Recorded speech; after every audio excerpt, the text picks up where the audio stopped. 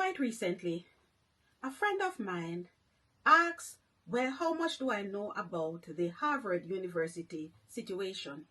And I was like, not much, but I can break it down in a nutshell as to what is happening.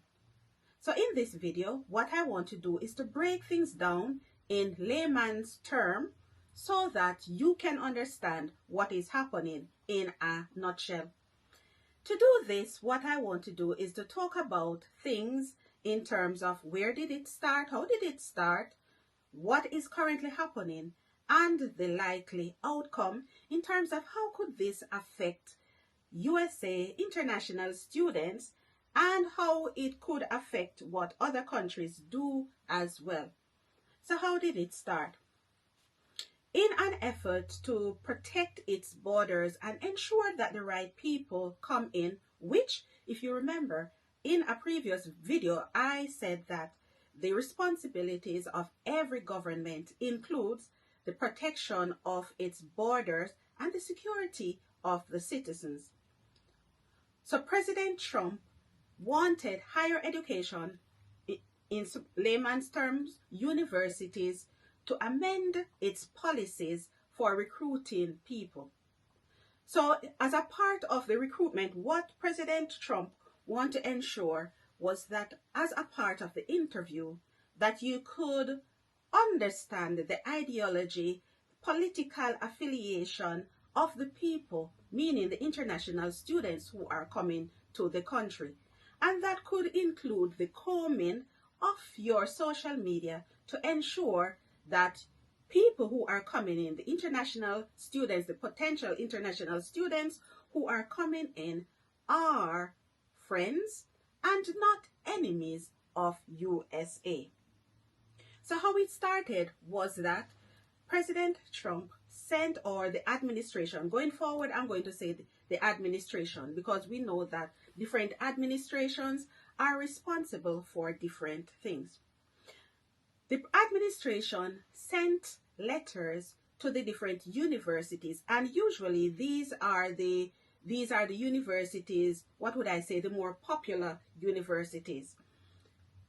Letters were sent to the universities expressing the amendments that the administration wanted for the universities to do in order to comply with what the president wanted.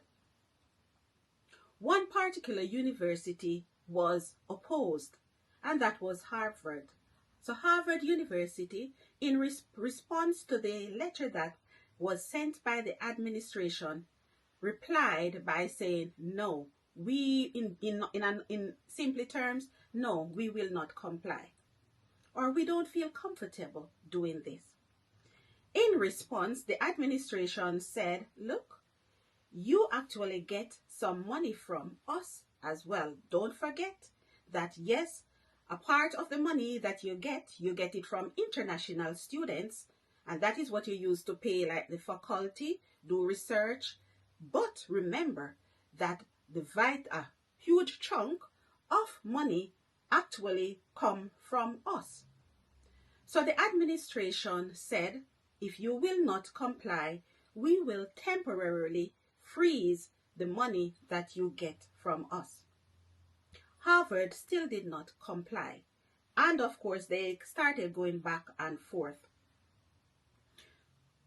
When Harvard did not comply, the administration further said, as a matter of fact, we are not freezing, we are going to stop funding that we give to your particular university. Now, some people are of the opinion, what I've heard through the grapevine, nobody knows if it is true, is that the president's son was rejected. So he applied to go to Harvard University and his application was rejected. And that is why the administration is targeting Harvard University. Remember, that is allegedly. So remember, at first it was a freezing of the amount that comes from the administration to every university. But Harvard University was the university that was targeted in saying, we will stop yours. Freeze it at first and then stop it. So the second part was to stop it. The president went on to say, or the administration went even further to say, look, we will also stop the tax exemption that higher education, that universities get. Tax exemption is not a right, it is at our discretion. The administration further went on to say, we want to stop you enrolling international students, as a matter of fact. Harvard University did not take this lightly. So what Harvard University did was to take out a lawsuit. From that lawsuit, there was a temporary, stop of the implementation of what the administration wanted, which was to stop Harvard University from enrolling international students. So Harvard University was free to continue enrolling international students.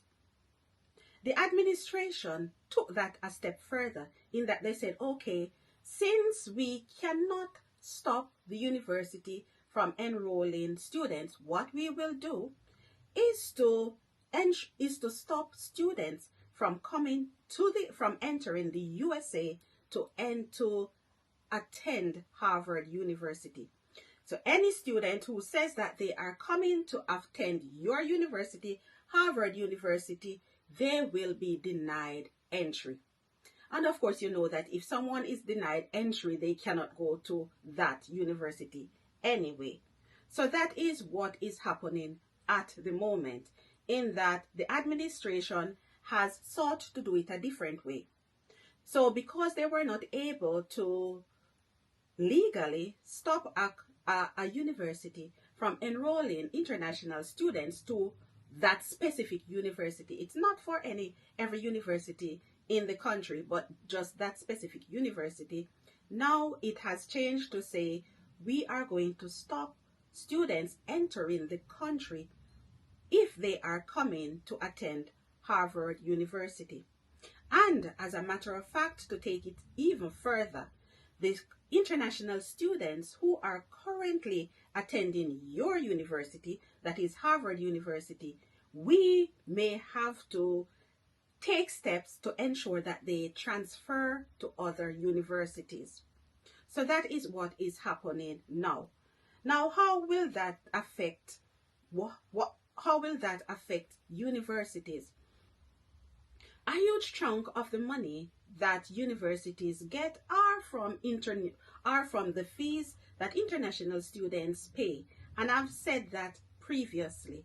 And the money is used to pay the faculty. It is used to finance certain aspects of the students' affairs as well. So if you have fewer international students, then what will happen is that fees are bound to increase for the homeland students. And that has happened here in the UK. And remember, that is not unique to any country. Everything that we do from a business perspective, economic perspective, we all learn that for every action there is a reaction. And that is, the reaction that happens, that is what happens as a result of that. Fees will go up for the homeland students, and that is the same. The USA, for the USA, it is the same as well. As to whether or not students will want to or will feel comfortable going to the USA, knowing that perhaps there is no doubt, there is still a doubt as to whether or not things will escalate. What you will find is that less international students will want to enter the USA to complete their studies. Already, countries like, I think I've heard of France, I've heard of China, and I know of Canada as well, that students are choosing to go to in order to complete their studies rather than entering the USA. Because you can understand the uncertainty. Because even for students who are already in the USA for Harvard, and I have to point out that it is for Harvard University, what the president wants as well is for them to re-vet it, right? So at the moment, there is still a pause on them registering for September. So nobody knows how this is going to end. But in a nutshell, that is what is happening with the Harvard situation. And I'm sure that from what I have said, you will be able to understand what is going on hereafter in terms of the development that will come afterwards. So you know how it started, you know the action, reaction, you know what is happening, what the conflict is all about. The only thing that you don't know, or we don't know, is how it is going to end. Watch this space. Peace.